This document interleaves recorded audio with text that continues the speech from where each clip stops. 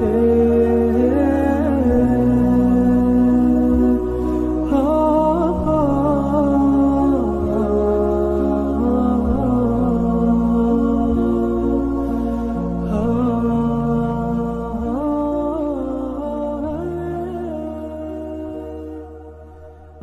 আলাইকুম। কেমন আছেন সবাই? আশা করি সবাই অনেক ভালো আছেন। আজকে আপনাদের নিয়ে যাচ্ছি প্রায় 400 বছর আগে নির্মিত, বাংলাদেশেই অবস্থিত একটি ঐতিহ্যবাহী জায়গায়, যেটার নাম কুসুম্বা মসজিদ। ইতিহাস প্রেমীদের কাছে এই মসজিদটি খুবই গুরুত্বপূর্ণ। মসজিদটি রাজশাহী বিভাগের নওগাঁ জেলার মান্দা উপজেলার কুসুম্বা গ্রামে অবস্থিত। তো দেখতে পাচ্ছেন আমরা সেই কাঙ্ক্ষিত কুসুম্বা মসজিদে চলে আসছি। আমার পিছনেই সেই মসজিদটা। আপনাদের পকেটে যদি 5 টাকার নোট থাকে তাহলে এই মসজিদটা অনেকেই দেখে ফেলছেন। তো আজকে আমি লাইভ এই লোকেশনে চলে আসলাম। তো দেখতে পাচ্ছেন আমার পিছনে, এবং মসজিদটা খুবই সুন্দর দেখতে। আপনি অবশ্যই একবার হলেও আসবেন।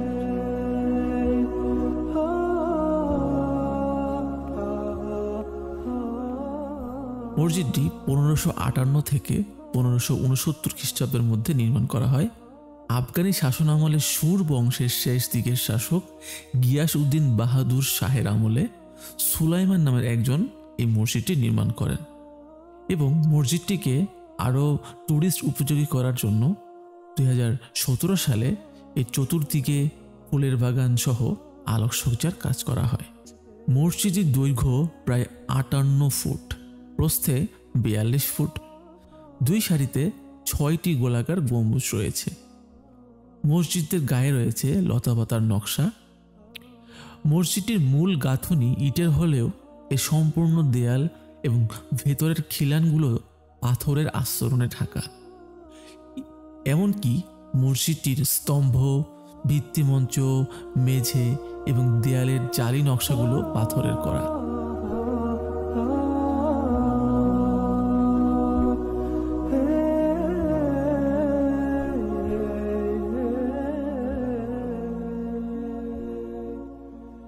মসজিদটির ভেতরের উত্তম পশ্চিমে একটা উঁচু আসন রয়েছে।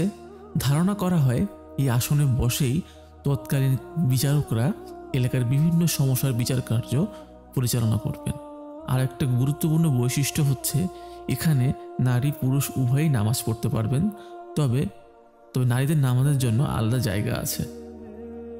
এবার আপনাদেরকে বলছি আপনি এখানে কিভাবে আসবেন। আপনি নওগাঁ কিংবা রাজশাহী 2 জেলা থেকে এখানে আসতে পারেন। নওগাঁ এবং রাজশাহীর হাইওয়েতে মান্দা যে বাস স্ট্যান্ড আছে, মান্দা উপজেলা, সেখানে নেমে 1 কিলোমিটার দূরেই এই মসজিদটি অবস্থিত। মসজিদের সামনে এক বিশাল দিঘি রয়েছে, এবং দিঘিটি এতই প্রশস্ত যে আপনি এক কোণা থেকে আরেক কোণা শেষ করতে পারবেন না। যারা ইতিহাস প্রেমী আছেন তারা অবশ্যই এই মসজিদটি ভ্রমণ করবেন।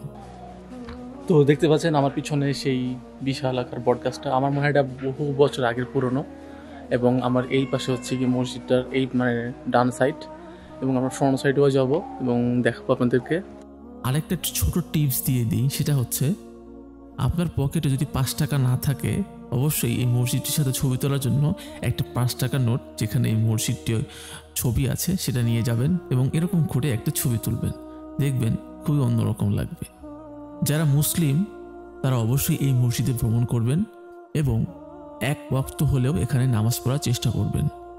এবং আমি খুবই ভাগ্যবান যে এই মসজিদে যখন আসি তখন জোহরের আজান দিয়েছিল এবং নামাজ পড়ার সৌভাগ্য হয়েছিল।